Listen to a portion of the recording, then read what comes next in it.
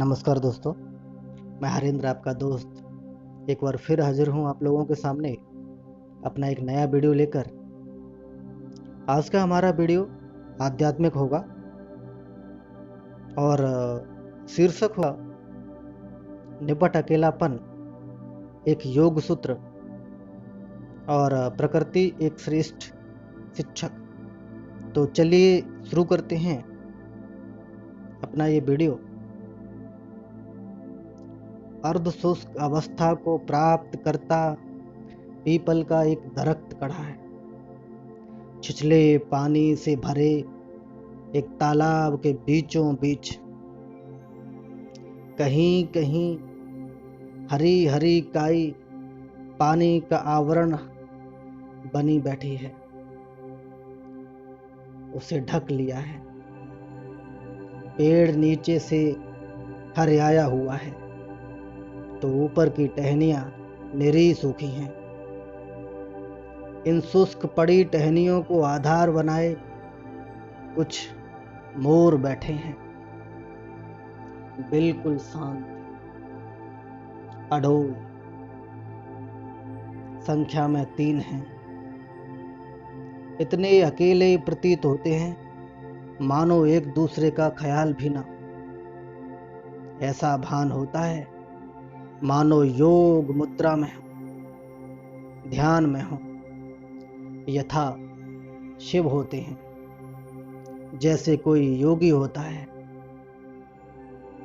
निपट अकेले, चारों ओर के वातावरण से बिल्कुल पृथक, पूर्ण रूप से आत्मिक, सिर्फ खुद की संगति में। पिछले कुछ वक्त से सत्य की खोज में लगा हूं, ब्रह्म की खोज में लगा हूं, आत्म की खोज में लगा हूं, खुद से परिचय के मार्ग ढूंढ रहा हूं। इस खोज में एक सूत्र हाथ लगा है और वो सूत्र है संसार में रहते हुए संसार से दूरी बनाए रखना, संसार में लिप्त होते हुए भी अलिप्तता रखना, आसक्ति में अनासक्ति का होना। यही मार्ग श्री कृष्ण ने अर्जुन को सुझाया था। कर्मरत होते हुए भी सन्यासी भाव होना, यथा जल में कमल होता है, जल में होकर भी सिर्फ जल का नहीं होता, जल में डूबा नहीं रहता। अगर उस ब्रह्म को जानना है तो खुद को जानना होगा, क्योंकि तुम ब्रह्म का ही क्षुद्र रूप हो। यथा समुद्र को जानना है तो संपूर्ण समुद्र जल को प्रयोगशाला में लाने की आवश्यकता नहीं, अपितु एक बूंद का परीक्षण भी संपूर्ण समुद्र के जल का परीक्षण होगा। तुम भी उस ब्रह्म से, उस विराट से पृथक नहीं। विराट ही क्षुद्र है और क्षुद्र ही विराट है। अतः खुद को जानने हेतु खुद की संगति अति आवश्यक है, औरों की संगति त्याग। निपट अकेले। खैर आश्चर्य में हूं ये खग इस महान योग सूत्र को कैसे जान बैठे। ये गूढ़ रहस्य जो मनुष्यों से भी अनछुआ रह जाता है,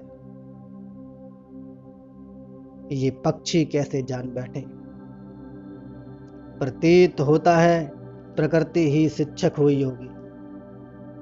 सच है, यदि मनुष्य कुछ पल ठहरे, प्रकृति को निहारे, उसकी संगति करे, उससे प्रेम करे, उससे ग्रहण करे, शिक्षा प्राप्त करे, तो हर ज्ञान सुलभ है। धन्यवाद दोस्तों। ये था आज का आध्यात्मिक वीडियो जिसमें मैंने दिखाने का प्रयास किया है कि अगर हमें उस ईश्वर को जानना है, उस परम ब्रह्म को जानना है, तो खुद को जानना होगा, स्वयं को जानना होगा, खुद की संगति करनी होगी। खुद की संगति ही हमें उस आत्म से मिलाएगी, उस परम ब्रह्म से मिलाएगी, और यही मार्ग भी है। तो चलिए, आज के लिए इतना काफ़ी है। अगले अपने वीडियो में फिर हाजिर होता हूँ कुछ नया लेकर, कविता, कहानी या कोई आध्यात्मिक लेख लेकर। तब तक के लिए नमस्कार।